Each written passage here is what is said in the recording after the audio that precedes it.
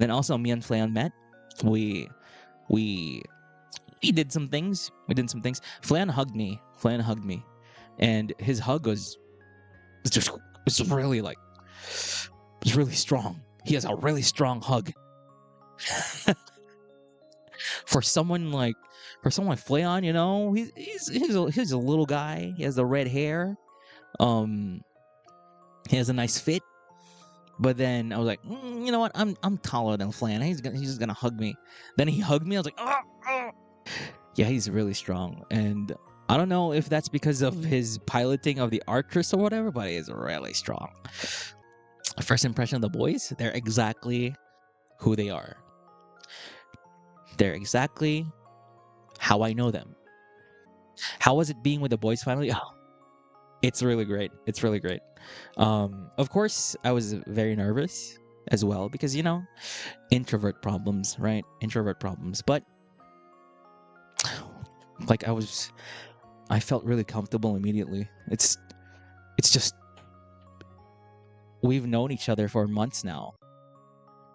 And, you know, it's just natural.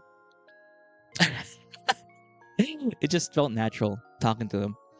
So that's great. Is Gibbet truly a breastie? I mean, if you just look at him, he is a breastie. As well as Ruze. They're both breasties. I'm a breastie as well. Look at me. Look at that, right? You can see it clearly. How does it feel receiving a hug from the breasties? Flayon's hug was really nice. I felt safe. I felt safe in Flayon's hug. I also felt safe in Gibby's hug.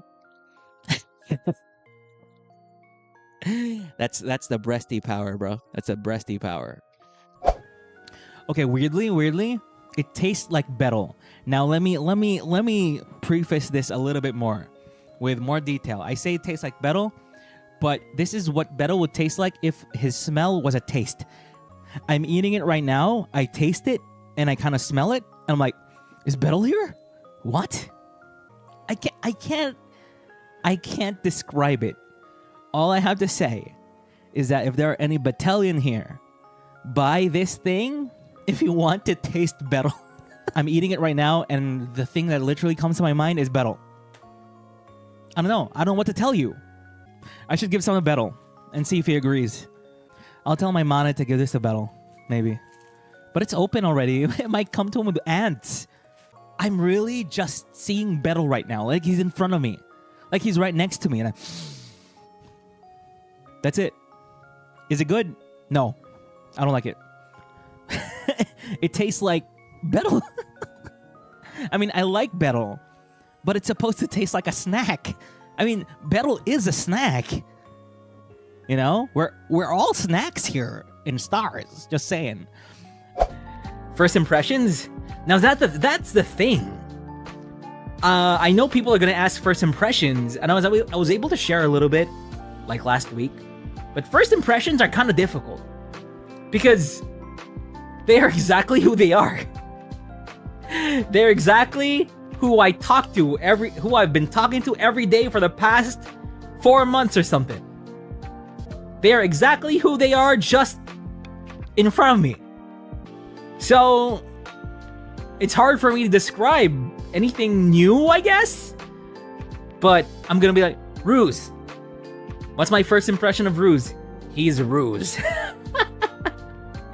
Well, I guess there's some difference. I guess he's really tall. I mean, he's already really tall. He's taller than me, for sure. But then meeting him, tall. How about the drip? Ruze was still wearing his freaking jacket. Well, he was wearing a t-shirt inside though. He didn't have his man tits outside. You know, he was wearing a shirt. But I guess he had a cool thing that was hanging off his belt, which had his Suica card and his hotel card. He was tall. He talked like Ruze. He moved like Ruze. He says Ruze things. For Jurard, okay. For Jurard, it's a little bit different. I guess Ruze is just really is who he is. Just really who he is. Now Jurard, you know, Jurard, you get some kind of thing. You get like an image of what he does, actually does, how he moves based on his voice, right? He's actually at least like the way he moves and stuff, he's, how do I word this? He's more reserved than I guess you'd expect.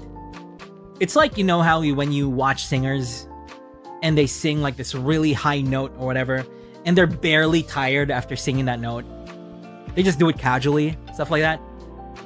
So yeah, Jurard just speaks really loudly, just so casually. He doesn't like that. Ha ha ha ha ha ha. He doesn't do any of that. He's just really still. He's like ha ha ha ha ha ha ha. Ciao domo. Jurado, Kevin. He's just like that.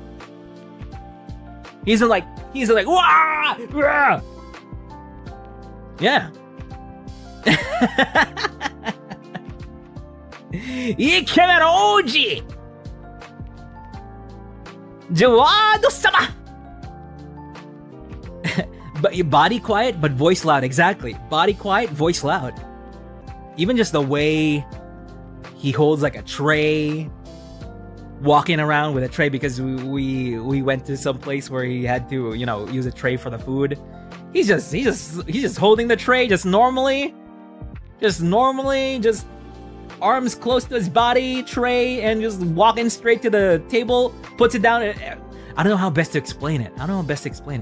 But then he talks, it's like, I don't know how best to explain it. But I guess that the way you explained it there in chat, body quiet, voice loud. Exactly. Ruze is body loud, voice loud. Ruze's volume is very loud. He's also very loud. It just feels a bit softer than Jurard's because it's coming from a high place.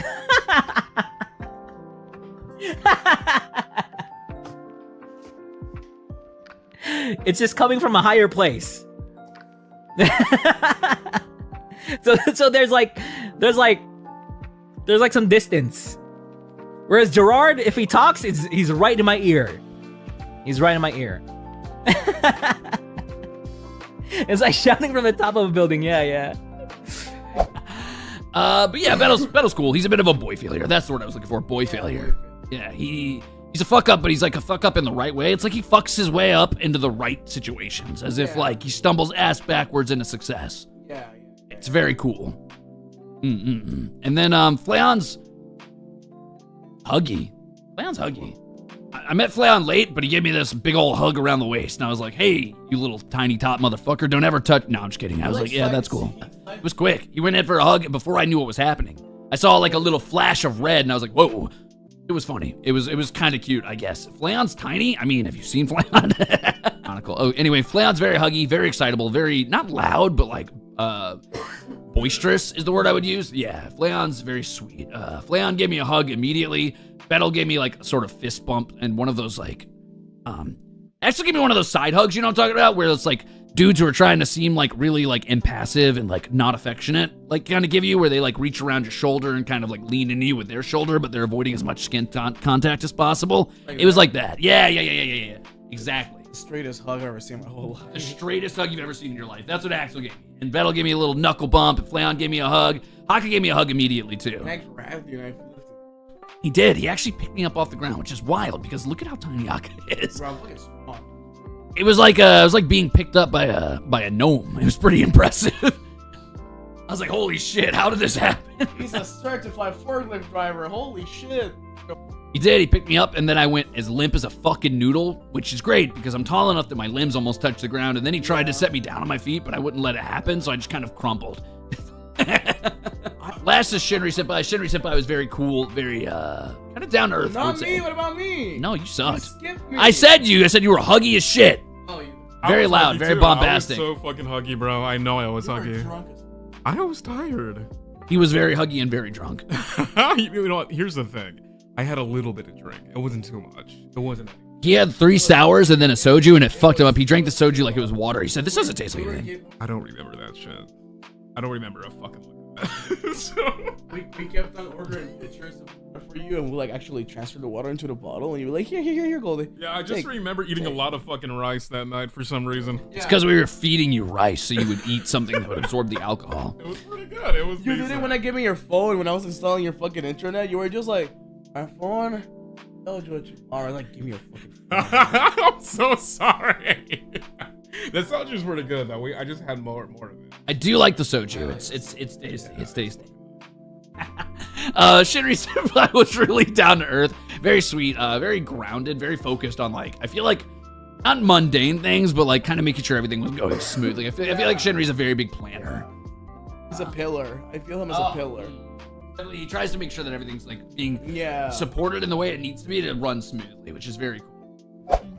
You know, I met Bettel. Yeah, I met Bettel. So during the meeting of during the time of like meeting Bettel, I was like, during the time of like meeting Bettel, I was still in fucking pain.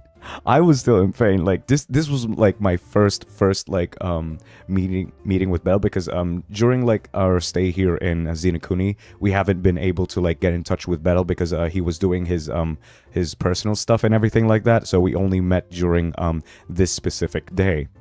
I met Bettel in the, you know, just trying to hold the pain, like nice to meet you, bro, and like that, nice to meet you. And you know, I gotta say, you know, despite him being called like the boy failure of their unit, he didn't look like a boy failure to me because he looked so cool. He dressed so nicely and everything like that. He looks exactly the opposite way of what you would describe as a boy failure. Like, how is this guy a boy failure? He looks so fucking cool. How is he a fucking failure? You know what? And you know, it's just the huge contrast in his identity on stream is just so bizarre to me. Like, why is he a boy failure when like the exact opposite of, you know, it's just me judging. If I hadn't known him like on stream, I would have considered him as like a cool person. But I guess knowing him like on stream now, I guess he is like a boy failure. It's just one of those weird, you know, just like one of the Tempest boys, you know, like I met Altare, I met Axel, and everything like that, and Shinri too. Shinri, they're like a completely different vibe.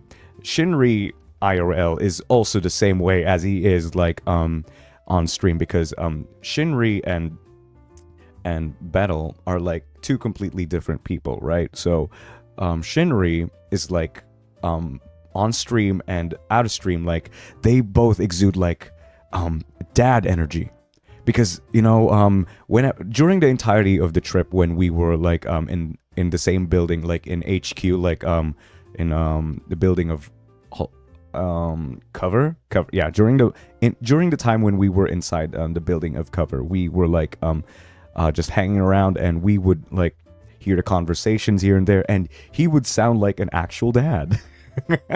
That is very wise and everything. Mancha, no matter what, you are a boy winner to me. It gets even worse. It gets even worse, okay? And during that morning, the first day of Expo, now this was the part where I finally asked like Shikamane to like fucking help me out. This is the time where I finally asked Shikamane to like, please help me. I'm in so much pain. Help. and you know, Shikamane, like being one of the managers, was very busy at that time. She was like on the event site, so she can't actually be here for me. So she asked like Tokimane to like escort me to the nearest drugstore where we are at. And she recommended me that it might be gas, you know. It might be because of the accumulative stress that I've been having, and you know, yeah, let's just assume that it's gas. So she bought me gas medicine for gas, and it kind of worked. It kind of a little bit worked, you know. So I was like thankful to say thank you. It actually worked. Thank you. And also, Takimane and I weren't alone. Hakka was there, Axel was there, and also Bettel was there. we were all there. We were like all going to the same. We were like all going to the same drugstore, like trying to help me out and everything, you know. So they were so cool. They were so awesome. They were like, okay, let me tag along too. And Hakka was like, you know, reassuring me of the fact that, you know, you don't have appendicitis, okay? Because if it was appendicitis, you know, if I was touching, he was like, Hakka was like feeling my my abdomen up, because he says if I had like appendicitis, it would hurt, and it kind of lifted my spirits up a little bit. It kind of lifted my spirits up a little bit because, you know, I was like so afraid of having surgery in a foreign country that I do not know the language of, you know. Everything was so scary for me in that moment, and it was during the expo itself. And one of the funniest things is Hakka was there like trying to like reaffirm me, right? Like reassure me that everything's gonna be okay, but Bettel and Axel, they were doing the complete opposite. They were like, oh man, if I look up the symptoms right now, dude, you're gonna fucking die. You know, one of those memes where like, you know, when you look up things on like, on the internet, you self-diagnose yourself, it's mostly bad. And if you look at the WebMD, and it says, oh man, you have cancer. Oh no, you have like brain tumors and shit. And Axel was like, he told me like a story, like when he had like a headache, he went to like WebMD and he like searched up the, you know, I'm feeling a headache, and he like, oh shit, I got a brain tumor, and he took it as is. And it's like, and Bettel also the same thing. Like he's like, oh man, I'm feeling like fucking pain. I'm having a fever right now. Ah shit, I think I have cancer. Oh my god. And like, you know, it didn't help, but it was kind of funny. It was kind of funny. Their sense of humor was fucked, but you know, you know, it kind of you know, lightened up the mood, because I was like in the downer, so they made it even more downer, and you know, it kind of drowned out my pain and just kind of made me laugh about the situation. Yeah, need that. Yeah, I needed that. I needed that sense of humor, you know? And yeah, just all three of them just helping me out and reassuring me that everything's gonna be fine. I've been hanging around with good people, but I have yet to experience getting drunk, blackout, and just, you know, just puking everywhere. But Hakka here might know a thing or two about bad influence. Dog, I'm hella good influence. You were fucking drunk! Good influence. Dude, you would have at least held back. No, I don't. You weren't? Oh, okay. Okay, I thought. What the fuck do you mean? Oh, because if you were a good influence, you would have at least stopped Gibby from chugging down the soju, right? That was at work, not school. Oh, is it any different? I mean, he is a whole ass adult. But, dude.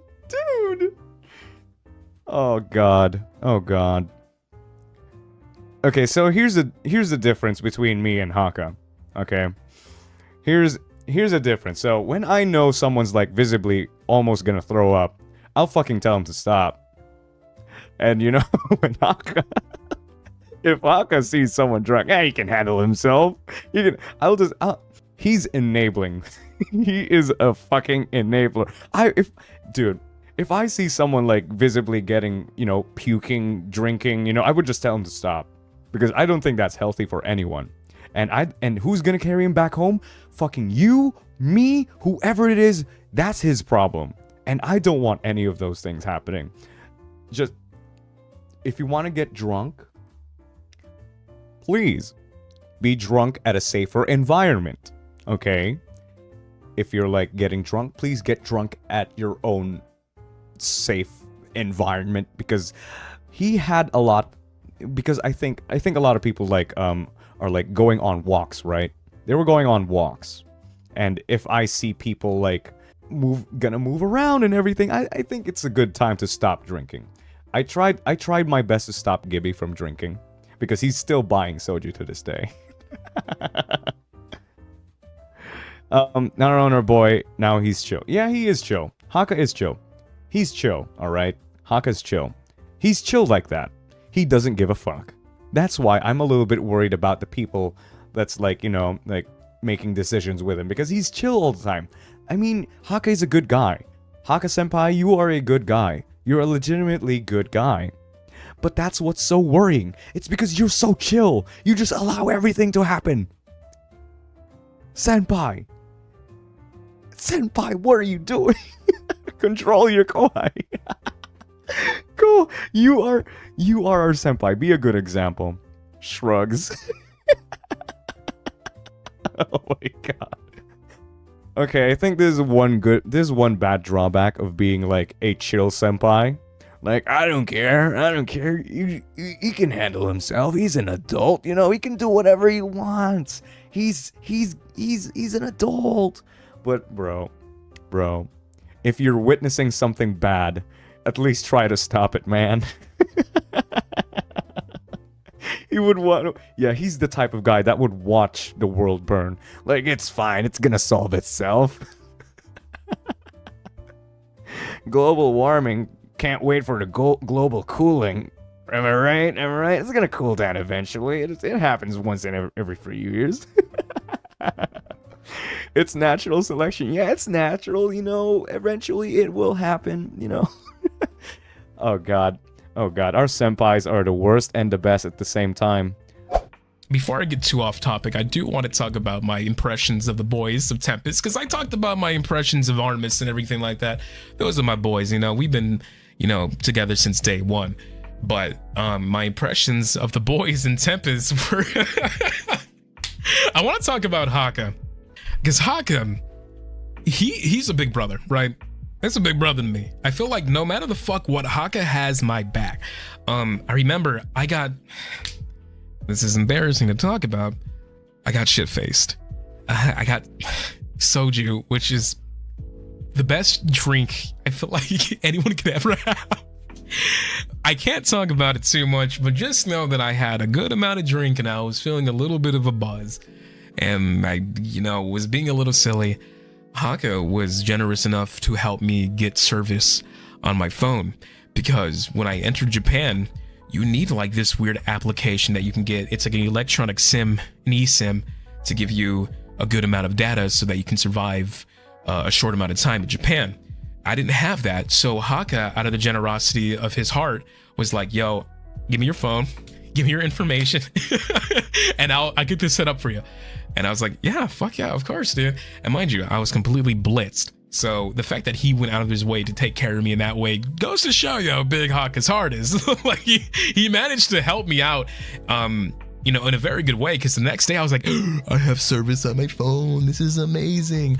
Yeah, he's got big brother vibes. He's your stepfather? No, he's more of a brother to me. I wouldn't say he's my dad. Like my dad is, no, he's not. He's daddy to maybe to you, June. Maybe he's daddy to you, but he's a brother to me. Like, what the fuck? Like, I don't know. I don't get daddy vibes from Hakka, and like, unless you're that kind of person. For me, it was big brother vibes. Okay. Like, for me, I was like, okay, that's brother Hakka. That brother Hakka coming through when I need it. You know, like, what the fuck? Okay, one thing I want to mention. It's like 30 degrees outside. It's fucking cold as shit. I don't know what it is about Hakka. He is like impervious to the elements of like weather. He was wearing shorts and fucking Crocs. And mind you, this was a day that Ruze and I got crammed onto the fucking station and we got fucking like bum rushed on rush hour. It was cold, it was rainy, and it was windy. So it was rough outside. It was freezing. But fucking Hakka, he was wearing shorts and wearing Crocs, and I was like, how the fuck are you doing that? It was seriously impressive. I was like, okay, this guy his vibes are just so fucking immaculate. He doesn't give a fuck. He's wearing Crocs. He's wearing shorts. I like the fit.